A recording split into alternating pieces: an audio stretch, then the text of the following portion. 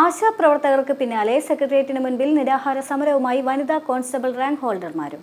Rank list അവസാനിപ്പിക്കാൻ ഒരു മാസത്തിൽ താഴെ മാത്രം ശേഷിക്കെ 30% താഴെ ഉദ്യോഗാർത്ഥികൾക്ക് മാത്രമാണ് നിയമനം ലഭിച്ചത്. ഈ പശ്ചാത്തലത്തിലാണ് ഉദ്യോഗാർത്ഥികൾ സമരത്തിലേക്ക് കടക്കുന്നത്. സപ്ലിമെന്ററി ലിസ്റ്റിൽ ഉൾപ്പെടെ 967 ഉദ്യോഗാർത്ഥികളിൽ 257 പേർക്ക് മാത്രമാണ് ഇത്തവണ നിയമന ശുപാർശ ലഭിച്ചത്. ഉയർന്ന കട്ട് ഓഫും ശാരീരിക ക്ഷമതാ പരീക്ഷയും അടക്കം പൂർത്തിയാക്കി ലിസ്റ്റിൽ പ്രവേശിച്ച ഇവരുടെ റാങ്ക് ലിസ്റ്റ് കാലാവധി ഏപ്രിൽ 19-നാണ് അവസാനിക്കുക. എൻ്റെ പേര് അഭയ, ഞാൻ ആലപ്പുഴയിൽ നിന്നാണ് വരുന്നത്. നമ്മുടെ റാങ്ക് ലിസ്റ്റ് തീരാനായിട്ട് ഇനി 16 ദിവസം മാത്രമേ ബാക്കിയുള്ളൂ. അതുകൊണ്ട് നമുക്ക് ലിസ്റ്റിൻ്റെ ഒരു 30% നിയമനം ഇതുവരെ ആയിട്ടുള്ളൂ. പരമാവധി ആളുകൾക്ക് നിയമനം നൽകുക എന്നുള്ളതാണ് ഞങ്ങളുടെ ആവശ്യം, ലിസ്റ്റിൻ്റെ കാലാവധി തീരുന്നതിന് മുന്നേ. അതാണ് നമ്മുടെ മെയിനായിട്ടുള്ള ആവശ്യം. എല്ലാ വർഷവും അപേക്ഷിച്ച് നോക്കുവാണെങ്കിൽ വുമൺ സിവിൽ പോലീസ് ഓഫീസറിന് 90% നിയമനം നടക്കുന്നതാണ്. ഈ വർഷം അതിൻ്റെ ഒരു കാൽഭാഗം പോലും ആയിട്ടില്ല. നമ്മുടെ റാങ്ക് ലിസ്റ്റിന് നോട്ടിഫിക്കേഷൻ വരുന്ന സമയത്ത് ഇല്ലാത്തൊരു അജണ്ട പിന്നെ വന്നിട്ടുണ്ടായിരുന്നു. റാങ്ക് ലിസ്റ്റ് വന്ന ഒരു 6 മാസത്തിന് ശേഷം 9:1 പ്രൊപ്പോർഷൻ എന്നുള്ളത് സർക്കാർ ഒരു സർക്കുലർ പുറത്തിറക്കിയിട്ടുണ്ടായിരുന്നു. ആ സർക്കുലർ പ്രകാരം ബോയ്സിന് ഒരു 10 വേക്കൻസി വരുവാണെങ്കിൽ മാത്രം ഞങ്ങൾക്കൊന്ന് എന്നുള്ള രീതിയായി. ഇതിന് മുന്നത്തെ വർഷങ്ങളിൽ എന്താണെന്ന് വെച്ച് കഴിഞ്ഞാൽ വനിതകൾക്ക് മാത്രം പ്രത്യേകം ഫ്രഷ് വേക്കൻസികളൊക്കെ വന്നുകൊണ്ടിരുന്നത്. ഇപ്പോൾ ബോയ്സിന് എന്ത് വന്നാലും അതിനേ ഉള്ളൂ ഞങ്ങൾക്കെന്നാണ് പറയുന്നത്. എന്നിട്ട് അവർക്ക് വേക്കൻസി വരുന്നുണ്ടോ? അവർക്കും വേക്കൻസി ഇല്ല. മൊത്തത്തിലെ വേക്കൻസികൾ മരവിച്ച അവസ്ഥയിലാണ്. അപ്പോൾ നമുക്കിപ്പം നിലവിലെന്ന് വെച്ച് കഴിഞ്ഞാൽ 964 പേര് ഇൻക്ലൂഡ് ചെയ്ത ലിസ്റ്റാണ് ഇതിൽ. ടോട്ടൽ നമ്മുടെ സ്റ്റേറ്റ് വൈഡ് ലിസ്റ്റാണ്. അപ്പോൾ ഈ സ്റ്റേറ്റ് വൈഡ് ലിസ്റ്റിൽ 964 പേര് ഇൻക്ലൂഡ് ആയിട്ടുണ്ട്. അതിലിപ്പം നിയമനം ലഭിച്ചിട്ടുള്ളത് 268 പേർക്ക് മാത്രമാണ്. ടോട്ടൽ വേക്കൻസി എന്ന് പറയുന്നത് 232 ഫ്രഷ് വേക്കൻസിയും 60 NJD വേക്കൻസികളാണ് റിപ്പോർട്ടായിട്ടുള്ളത്. ഇപ്പോൾ ലാസ്റ്റായിട്ടൊരു 19 വേക്കൻസിയും കൂടെ റിപ്പോർട്ടായിട്ടുണ്ട്. നമ്മൾ കഴിഞ്ഞ വർഷം 815 അഡ്വൈസ് ചെയ്തു. കഴിഞ്ഞ വർഷം ഇത്ര എടുത്തു, അല്ല അതിന് മുന്നത്തെ വർഷം ഇത്ര എടുത്തു എന്നുള്ളതല്ല. നമ്മുടെ ലിസ്റ്റ് എന്താണെന്നറിയോ? ലിസ്റ്റിൽ ഒരു 50% എങ്കിലും നിയമനം നടത്തണം. ഇപ്പോൾ ഒരു 30% അടുപ്പിച്ചായിട്ടുള്ളൂ.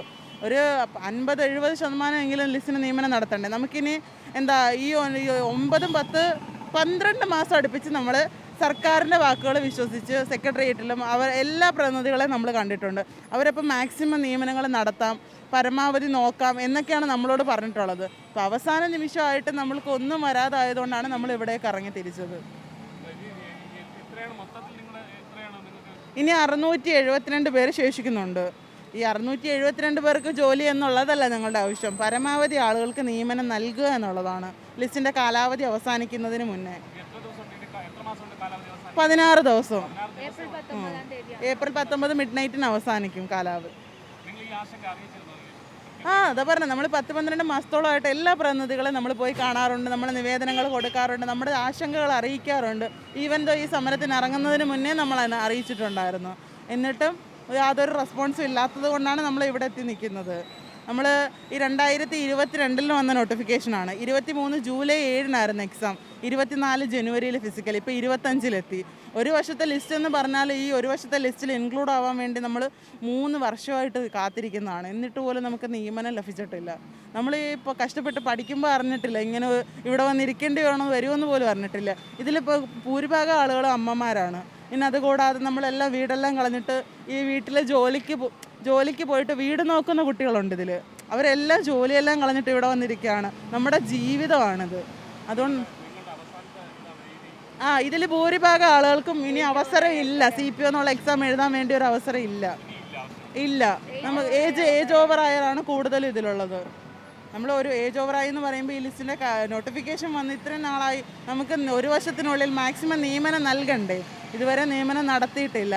സാമ്പത്തിക മാന്ദ്യവും ക്യാമ്പിലെ എക്സസും ഒക്കെയാണ് നമ്മളോട് പറയുന്നത്. പക്ഷേ ഇത് നമ്മൾ എക്സാം എഴുതുന്നതിന് മുന്നേ അല്ലെങ്കിൽ ലിസ്റ്റ് വന്നപ്പോഴും നമ്മളോട് ഇതൊന്നും പറഞ്ഞിട്ടില്ലല്ലോ. നമ്മളിതൊന്നും അറിഞ്ഞുകൊണ്ടല്ലല്ലോ പരീക്ഷ എഴുതുന്നത്.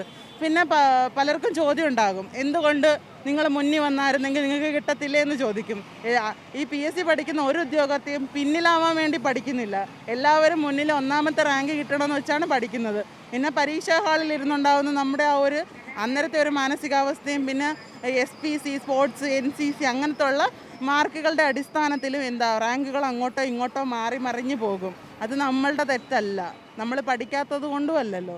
എല്ലാ വർഷത്തേക്കാളും ഏറ്റവും ഉയർന്ന കട്ട് ഓഫ് ആയിരുന്നു നമ്മുടെ ലിസ്റ്റിന്. അതിനെയും തരണം ചെയ്ത് നമ്മൾ ഇവിടെ വന്ന് നിന്നിട്ടും നമ്മളുടെ ലിസ്റ്റിൽ ഒരു 10% ആൾക്ക് പോലും നിയമനം ലഭിച്ചിട്ടില്ല. അപ്പം കാലാവധി തീരാൻ ഇനി 16 ദിവസമുള്ളൂ. അതിനുള്ളിൽ സർക്കാർ ഒരു അനുകൂല തീരുമാനം ഞങ്ങൾക്ക് വേണ്ടി എടുക്കണം എന്നാണ് ഞങ്ങളുടെ ആവശ്യം.